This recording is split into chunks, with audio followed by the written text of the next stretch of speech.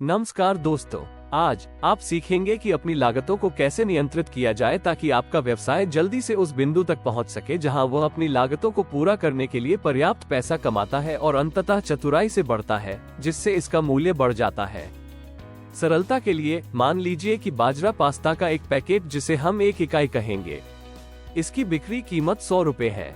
जब आप पास्ता की 1 इकाई 100 रुपये में बेचते हैं तो सामग्री की कीमत 51 रुपये होती है। बॉटलिंग और पैकिंग के लिए 2 रुपये और पास्ता के परिवहन और वितरण के लिए 4 रुपये जोड़ें। इसके अलावा 3 रुपये विपणन और विज्ञापन में जाता है। तो आपकी परिवर्तनीय लागत, जो आपके द्वारा बेचे जाने वाले बाजरा पास्ता की संख्या के साथ बदलती है, बाजरा पास्ता की प्रत्येक इकाई के लिए लगभग 60 रुपये है। अब आइए उन निश्चित लागतों को देखें जो समान रहती हैं, चाहे आप मिलेट पास्ता की कितनी भी इकाइयां बेच दें। जब आप बाजरा पास्ता की 1 इकाई 100 रुपये में बेचते हैं तो कारखाने की जगह के लिए किराए पर 2.5 रुपये और बिजली और पानी जैसी उपयोगिताओं के लिए 1.5 रुपये और अपने श्रमिकों को भुगतान करने के लिए 4 रुपये तक अलग रखें, यदि आप बाहरी श्रमिकों को काम पर रख रहे हैं। यदि आप ऋण लेते हैं तो आपको जो ब्याज देना है उसके लिए अतिरिक्त 1 रुपया शामिल करें। ये सब मिलेट पास्ता की प्रत्येक इकाई के लिए निर्धारित लागत का लगभग 9 रुपये तक जोड़ता है।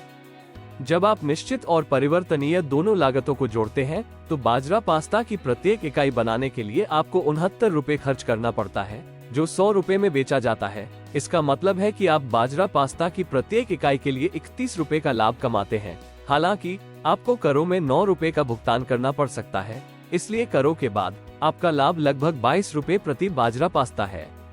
ये कहने का एक सरल तरीका है कि आपका शुद्ध लाभ मार्जिन 22% है।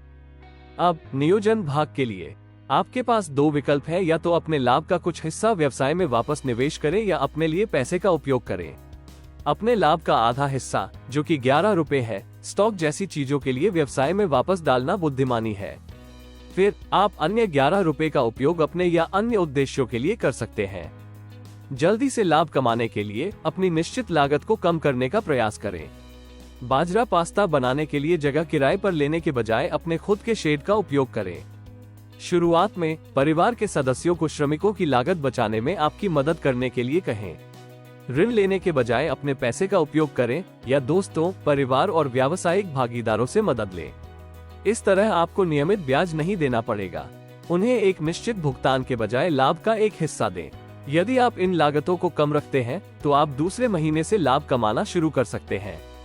जब आपके ग्राहक आपके उत्पादों को पसंद करते हैं और आपका व्यवसाय बढ़ता है तो आपको इसे चलाने के लिए अधिक धन की आवश्यकता होगी।